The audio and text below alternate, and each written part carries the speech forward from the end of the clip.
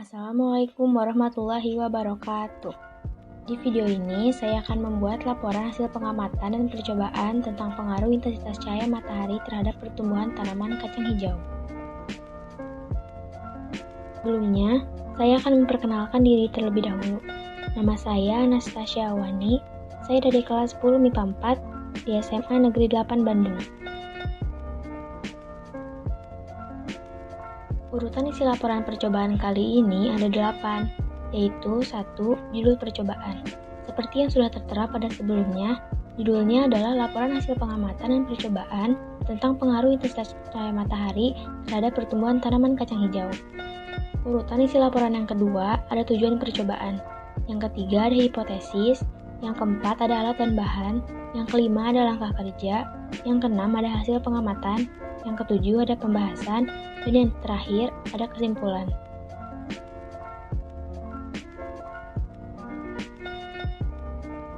Untuk tujuan percobaannya adalah, laporan yang saya buat ini bertujuan untuk mengetahui pengaruh intensitas cahaya matahari terhadap pertumbuhan kacang hijau.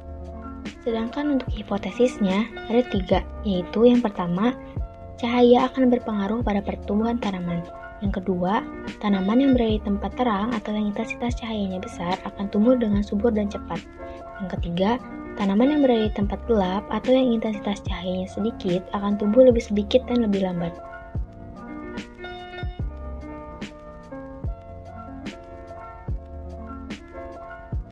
Penjabaran variabel ada 3, yaitu 1 variabel bebas, 2 variabel terikat, 3 variabel kontrol. Untuk variabel bebas, ada intensitas cahaya matahari. Untuk variabel terikat, ada pertumbuhan tinggi tanaman kacang hijau. Dan untuk variabel kontrol, yaitu biji kacang hijau, kapas, kondisi dan ukuran gelas plastik, intensitas cahaya, suhu, dan juga kelembapan.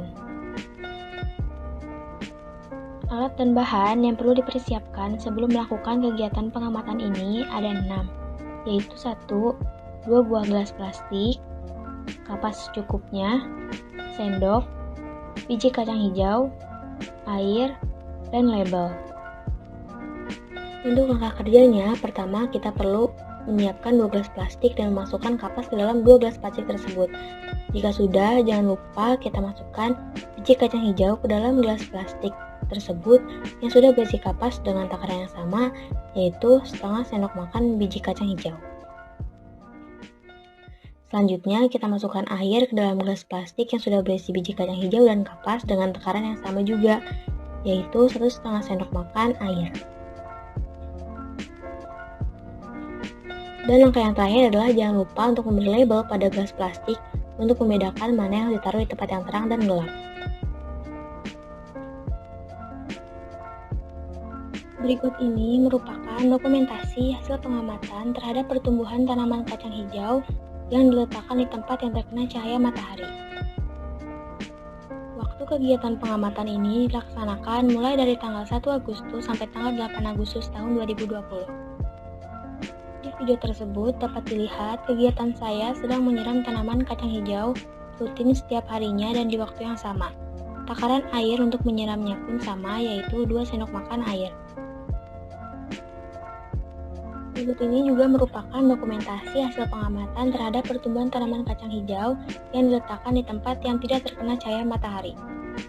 Waktu kegiatan pengamatan ini dilaksanakan mulai dari tanggal 1 Agustus sampai tanggal 8 Agustus tahun 2020. Di video tersebut juga dapat dilihat kegiatan saya sedang menyiram tanaman kacang hijau rutin setiap harinya dan di waktu yang sama. Takaran air untuk menyiramnya pun sama, yaitu 2 sendok makan air.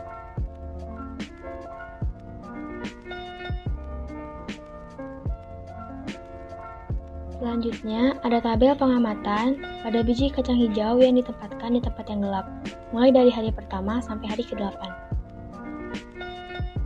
Tabel pengamatan pada biji kacang hijau yang ditempatkan di tempat yang terang, mulai dari hari pertama sampai hari ke-8. Untuk pembahasannya adalah sebagai berikut. Berdasarkan data yang diperoleh setelah melakukan kegiatan ini, dapat diketahui bahwa pertumbuhan tanaman kacang hijau yang diletakkan di tempat yang gelap atau tidak terkena cahaya matahari akan jauh lebih tinggi dan subur dibandingkan dengan tanaman kacang hijau yang diletakkan di tempat yang terang atau terkena cahaya matahari. Hal ini disebabkan karena tanaman yang diletakkan di tempat yang mendapat cahaya dengan intensitas cahaya yang besar, pertumbuhannya akan melambat, karena sebagian besar hormon auksin terurai oleh sinar matahari.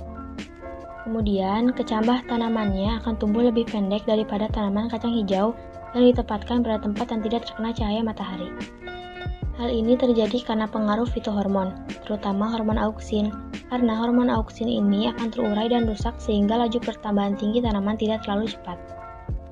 Akibatnya, batang tanaman akan lebih pendek, tetapi kondisi fisiknya sehat dan subur. Kemudian, batangnya akan terlihat gemuk, daunnya akan terlihat segar, dan berwarna hijau serta memiliki cukup klorofil. Sedangkan tanaman kacang hijau yang diletakkan di tempat yang gelap itu tidak mendapatkan cahaya sama sekali. Akibatnya, hormon auksin yang terdapat pada biji kacang hijau menjadi sangat aktif dan bekerja secara optimal. Hal ini menyebabkan pertumbuhan kacang hijau menjadi sangat cepat namun kurang merata. Kondisi fisik tanamannya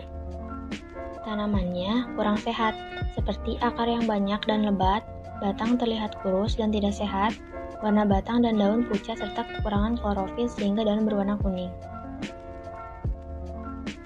Kesimpulannya adalah cahaya mempengaruhi proses pertumbuhan dan perkembangan biji kacang hijau. Cahaya memperlambat atau menghambat kerja hormon auksin dalam pertumbuhan tanaman kacang hijau, sehingga menyebabkan kacang hijau di tempat gelap mengalami etiolasi. Selain cahaya, air juga berpengaruh terhadap pertumbuhan dan perkembangan tanaman kacang hijau. Sekian video mengenai laporan hasil pengamatan dan percobaan terhadap tanaman kacang hijau. Mohon maaf bila banyak kesalahan kata. Wassalamualaikum warahmatullahi wabarakatuh.